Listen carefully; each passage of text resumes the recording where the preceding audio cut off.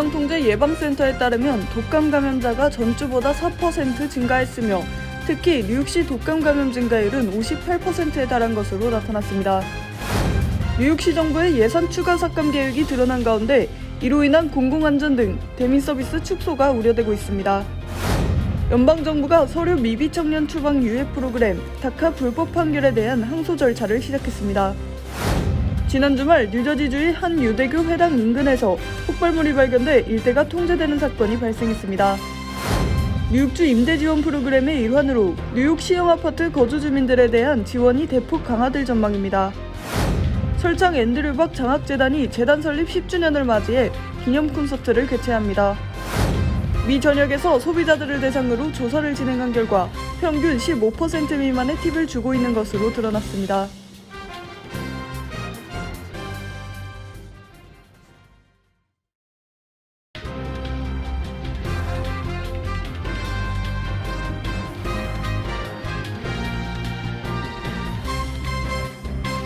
여러분 안녕하십니까?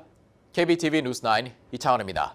전국적으로 독감 감염률이 증가한 가운데 뉴욕 일원 감염자 수도 급증한 것으로 나타났습니다. 올해 독감 시즌은 예년보다 일찍 시작되는데요. 보건당국은 본격 유행 확산에 앞서 백신 접종을 권장했습니다. 첫 번째 소식 전장 기자가 전해드립니다. 연방질병통제예방센터의 주간 독감 동향 보고서에 따르면 지난 11일 기준 독감 감염자는 전주보다 4% 증가했습니다. 전국 대부분 지역에서 증가한 가운데 중남부와 남동부, 서부 해안 지역 증가세가 가파르게 나타났습니다. 독감으로 병원에 입원한 사례도 늘었습니다. 독감 입원 환자는 2,721명으로 전주보다 36% 증가했습니다. 같은 기간 뉴욕시 독감 감염 증가율은 58%에 달했습니다. 시정부 동향 보고서에 따르면 11월 5일에서 11일 독감 감염자 수는 981명으로 나타났습니다. 이전 주에는 600명이 보고됐는데 일주일 만에 감염자가 급증한 것입니다. 주 단위로 보면 뉴욕주는 62%, 뉴저지주는 56%의 증가율을 보였습니다.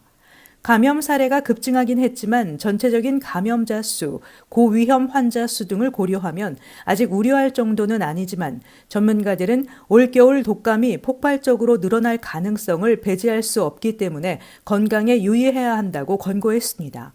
한편 독감 유행이 특히 심각한 지역은 루이지애나와 미시시피, 조지아, 사우스캐롤라이나 등입니다. 통상 겨울 독감 시즌이 12월에서 1월 중 찾아오는 점을 고려하면 평소보다 빠르게 유행이 시작됐습니다. 코로나19 팬데믹이었던 작년에는 10월 중 독감 유행이 시작됐는데 2년 연속 일찍 독감이 퍼지고 있는 것입니다. CDC는 이번 시즌 현재까지 독감 발병 건수를 최소 78만 건으로 추정했으며 입원 환자는 8,000명, 사망자는 490명입니다. CDC는 독감 백신 접종을 권고하고 있습니다. 독감 백신은 생후 6개월 이상이면 누구나 맞을 수 있으며 1년에 한 번 접종하면 됩니다. 현재 독감 백신 접종률은 성인 35%, 어린이 33%입니다. CDC는 전국적인 독감 감염률은 높지 않지만 일부 지역에선 증가 추세라며 지금이 백신을 맞을 적기라고 설명했습니다. KBTV 뉴스 전상입니다. 망명 신청자 유입으로 인한 뉴욕시 예산안 감축으로 각 부처의 사업 축소 계획이 구체적으로 드러나면서 공공안전 등 대민 서비스 축소가 우려되고 있습니다. 뉴욕시는 지난 9월 최대 15% 시정부 예산 삭감을 예고한 바 있습니다. 보도에 김문지 기자입니다. 시정부는 3단계 예산 삭감 계획 가운데 먼저 11월 각 부서의 5% 예산 삭감에 나섰습니다. 특히 난민 위기 해결을 위한 연방 및 주정부 차원의 지원이 없다면 내년 1월과 4월 각각 5%씩 최대 15% 예산 추가 삭감에 나선다는 계획입니다. 뉴욕시 2024 회계연도 예산 변경안에 따르면 뉴욕시경은 경찰 채용이 동결되고 5개 경찰학교 수업이 중단됩니다.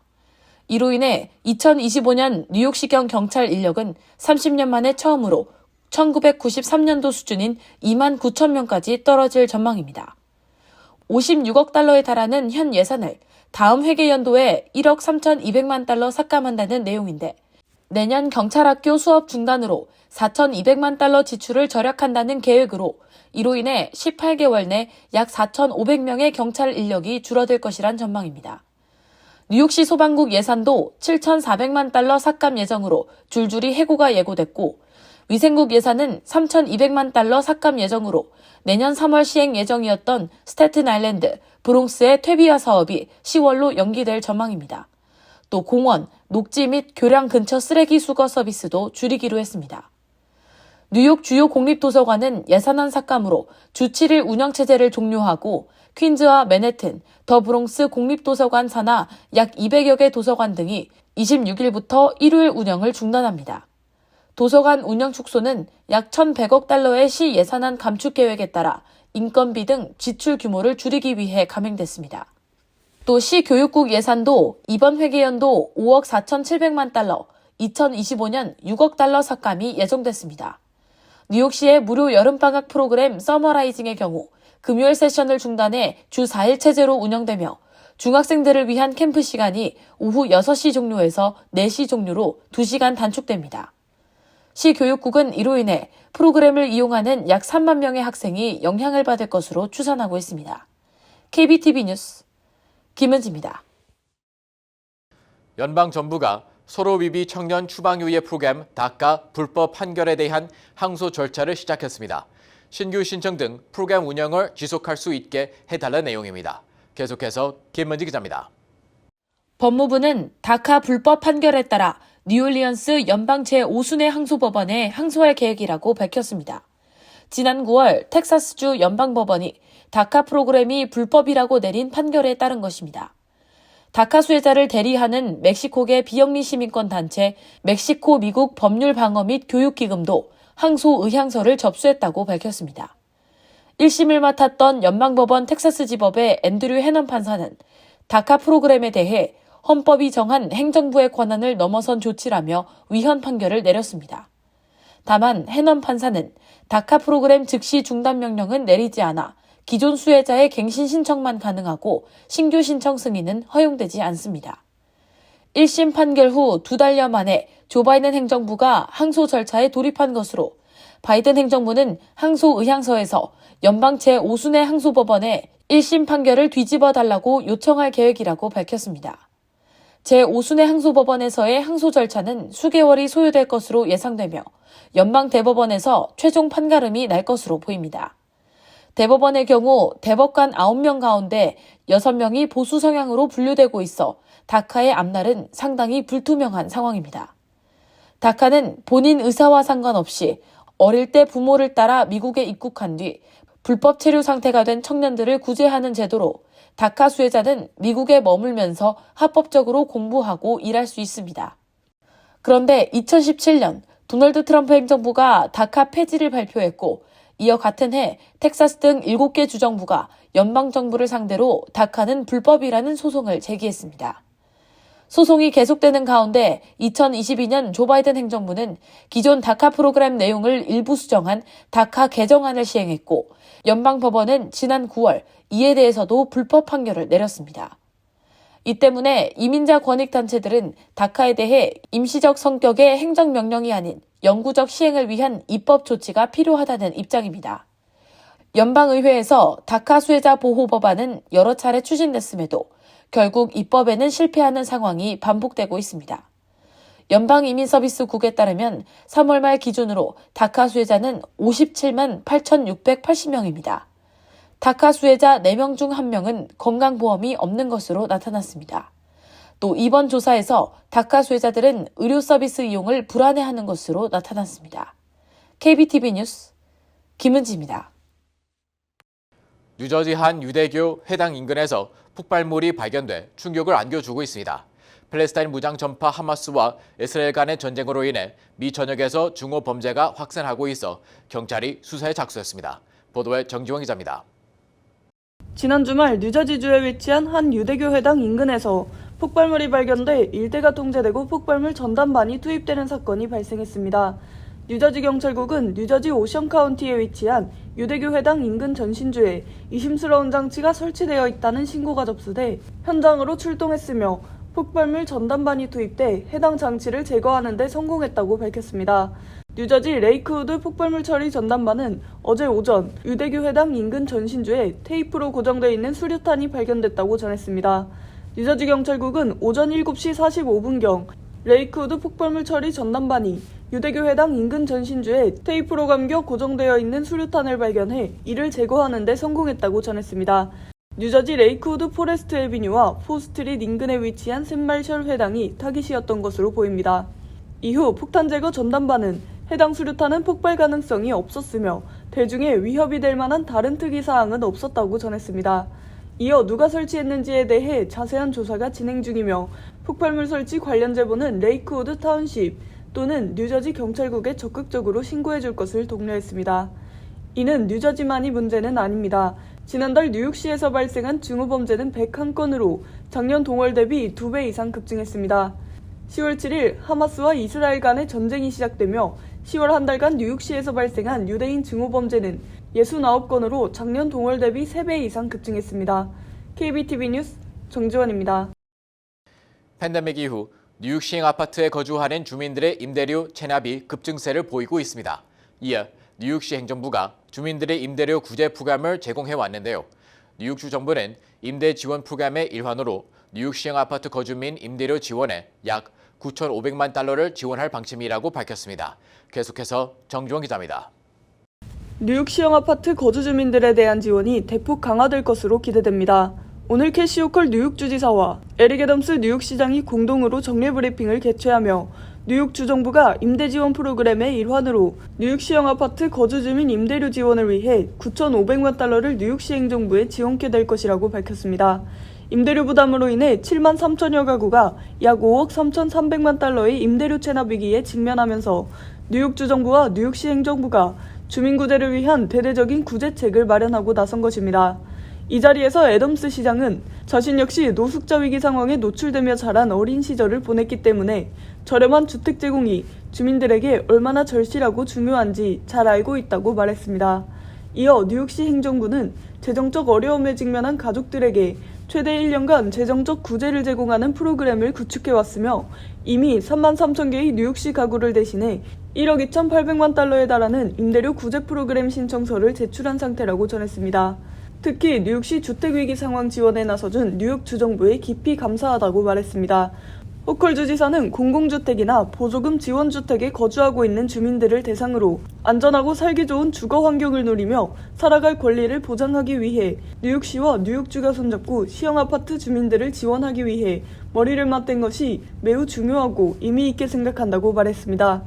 이어 주민들에게 주거시설을 제공해주고 생활을 보장해주는 시형 아파트의 지원과 노고에 감사의 말을 전하며 앞으로도 뉴욕 시형 아파트와 계속 파트너십을 확대해갈 것이라고 전했습니다. 특히 뉴욕 시형 아파트 임대료 체납이 팬데믹 이후 약 4배 이상 증가했으며 뉴욕시는 이를 비상사태로 인식하고 임대지원 프로그램에 돌입한 바 있습니다. KBTV 뉴스 정지원입니다.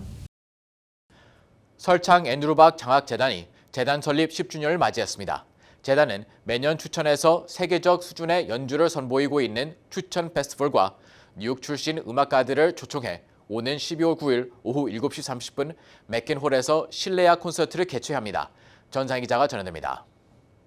뉴욕 한국문화원 후원으로 개최되는 콘서트에는 뉴욕의 음악가들을 춘천 페스티벌에 초청해 존 아담스, 캐롤라인 샤우, 나단 슈렘, 모리스 라벨 및 아미 비치 레파토리의 주요 작품을 선보일 예정입니다.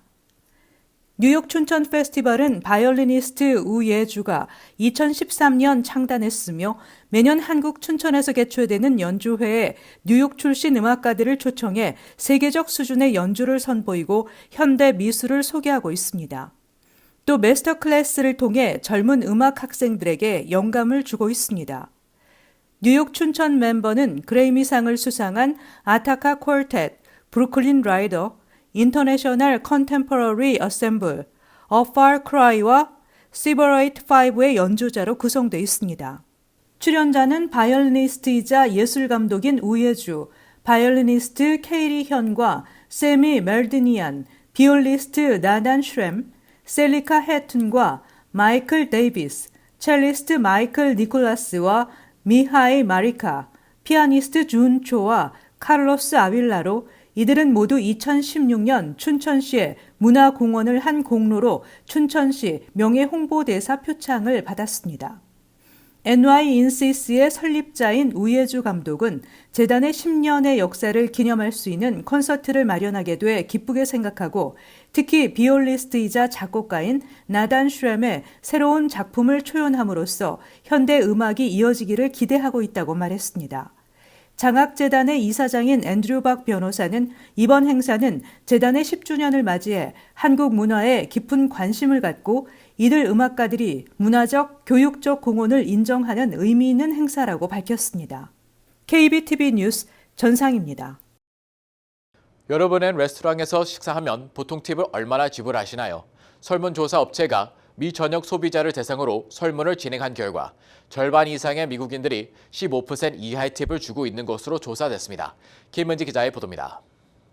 미 전역에서 식당을 찾은 소비자들을 대상으로 조사를 진행한 결과 평균 15% 미만의 팁을 주고 있는 것으로 드러났습니다. 퓨 리서치 센터가 진행한 여론조사에 따르면 응답자의 57%, 즉 절반 이상이 레스토랑에서 식사를 할 때 15% 이하의 팁을 주고 있는 것으로 집계됐습니다. 또 식당에서 팁을 지불하는 이유로는 서비스가 만족스러워서라기보다는 팁을 주는 것이 사회적인 관습이 되어버렸기 때문이라는 응답이 가장 많았습니다. 식당에서 15% 이하의 팁을 준다고 응답한 57%의 응답자 가운데서도 18%는 15% 미만의 팁을 지불하고 있다고 반응했습니다. 또 2%의 응답자는 팁을 전혀 주지 않는다고 답했습니다. 코넬대학교 호텔경영학과 교수인 마이클 린 교수는 레스토랑에서 식사를 할 때 팁을 주려는 사람들의 의지가 줄어들고 있다고 분석했습니다. 즉 예전에는 고용주와 근로자들을 돕는 방법으로 팁을 제공해왔지만 이제 소비자들도 지쳐가고 있는 것이라고 지적했습니다. 전체 응답자의 23%가 팁을 지불하는 주된 이유가 사회적인 압력 및 암묵적인 분위기 때문이라고 응답했습니다. KBTV 뉴스 김은지입니다. 캐시오컬 주지사가 뉴욕주 내 오피오이드 과다 복용 문제를 해결하기 위해 새 법안에 서명했습니다. 이 법안은 펜타닐 검사지 배포를 확대하는 것을 내용으로 하고 있습니다. 펜타닐 검사지를 배포하면서 비자발적인 과다 복용의 가능성을 낮추겠다는 것입니다. 뉴욕주 보건국과 뉴욕주 중독 서비스 및 지원국은 해독제인 날록선뿐만 아니라 펜타닐과 자일리진 검사지를 배포할 수 있도록 자금을 지원하게 됩니다. 올해 초 뉴욕주 중독 서비스 및 지원국은 개인과 의료 서비스 제공업체를 위한 새로운 주문 시스템을 내놨고 이를 통해 펜타닐 검사지 200만 개와 자일리진 검사지 140만 개, 날록선 키트 7만 개가 주문됐습니다. 2024년 일부 세금 크레딧의 규모가 증가합니다. 내년부터 자녀 세금 크레딧, CTC, 근로소득 세금 크레딧, EITC, 입양 세금 크레딧의 세 공제 규모가 각각 증액됩니다. 17세 미만 자녀에게 주는 CTC의 경우 최대 환급액 규모가 $1,700로 오릅니다. 올해의 최대 환급액인 $1,600에서 $100 늘어납니다. CTC의 총 크레딧은 $2,000로 올해와 동일하게 유지됩니다. 근로소득이 있는 저소득층 대상의 세제 지원 정책인 EITC도 자녀가 3명 이상 기준 $7,430였던 환급성 크레딧이 $7,830로 $400 늘어납니다. 자녀가 2명일 경우 $6,604에서 $6,960로 $356, 1명일 경우에는 $218가 증가합니다. 입양세금 크레딧 한도는 기존 $15,950에서 $16,810로 $860 증가합니다. 뉴저지주 차량국을 사칭해 운전자의 기본 정보를 빼내려는 신종 사기가 기승을 부리고 있어 주의가 요구됩니다. 주 차량국은 웹사이트에 차량국을 사칭해 리얼 아이디 면허증으로 업그레이드 또는 운전면허증 인증을 요구하는 이메일이나 문자 메시지를 받으면 이를 무시해야 하며 이는 운전자의 개인정보를 빼내려는 사기 행위라고 경고했습니다. 차량국은 주민들에게 해당 사기 이메일과 문자 메시지가 유포되고 있음을 알게 됐다며 차량국은 주민에게 이메일이나 문자 메시지 등을 보내 차량 관련 서비스가 필요하다는 요청을 하지 않으며 특히 요청한 적이 없는 민원 서비스에 대해 차량국에게 보낸 것처럼 꾸며 개인정보를 요구할 경우 이에 응해서는 안 된다고 밝혔습니다. 자동차 3사의 노조가 4년 동안 임금 25%를 인상하는 내용의 잠정 협상안을 최종 확정했습니다.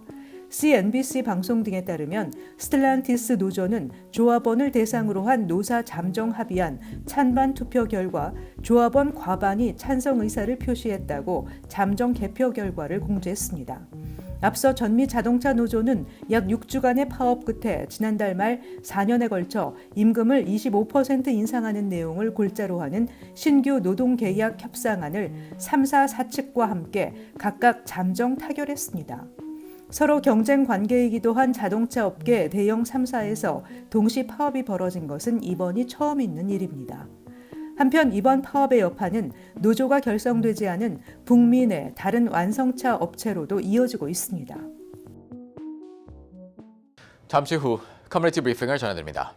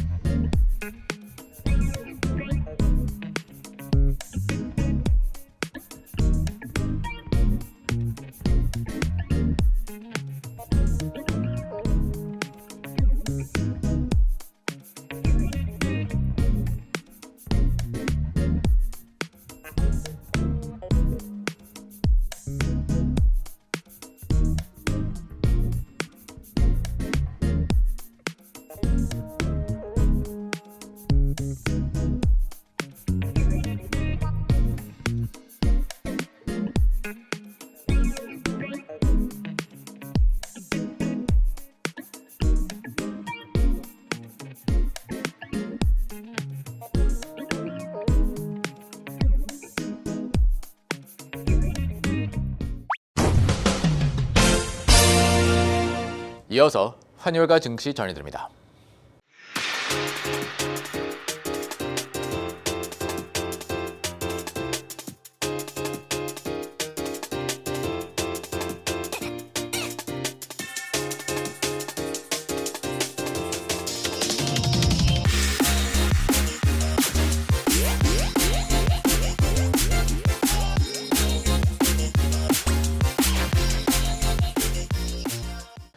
잠시 후 뉴욕과 뉴저지 날씨 전해드립니다.